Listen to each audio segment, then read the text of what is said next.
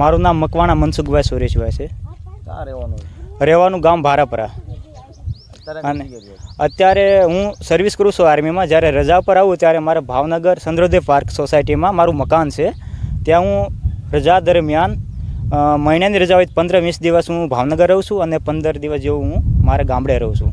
તો હું અત્યારે રજા પર આવેલો અને કાલે 10 તારીખે ભાવનગર મારે સામાન લેવાનો અને મારે ગામડે મકાનનું કામ શરૂ છે. તો એ માટે આવેલો અને સાંજે મોડું થઈ જતાં હું મારા પૈસા 1,25,000 મારા મકાને મંદિરની અંદર મૂકીને ગયેલો. અને જ્યારે સવારમાં 11 તારીખે હું પાછો રિટર્ન આવ્યો ભાવનગર અને જોયું તો મકાનનું તાળું તૂટેલું અને મંદિરની અંદર રાખેલા પૈસા 1,25,000 રોકડ રકમની ચોરી થયેલી.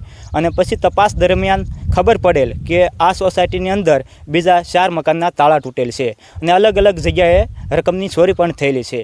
અને આ પહેલાં 4 મહિના પહેલાં મારી બાજુનું મકાન તુલસીભાઈનું એને 8 લાખ રૂપિયાની મતલબ દાગીના અને રોકડ રકમની ચોરી થયેલ. તો છતાં પણ તેની કોઈ અત્યાર સુધીનો કોઈ નિર્ણય આવ્યો નથી. આ બાબતે પહેલાં પણ પોલીસ ફરિયાદ થયેલી તુલસીભાઈ થકો અને અત્યારે મારે ચોરી થયેલી અને બીજા 3 ઘરના તાળા તૂટેલા એની પણ FRI કરાવી છે અને ફરિયાદ પણ નોંધાવી છે.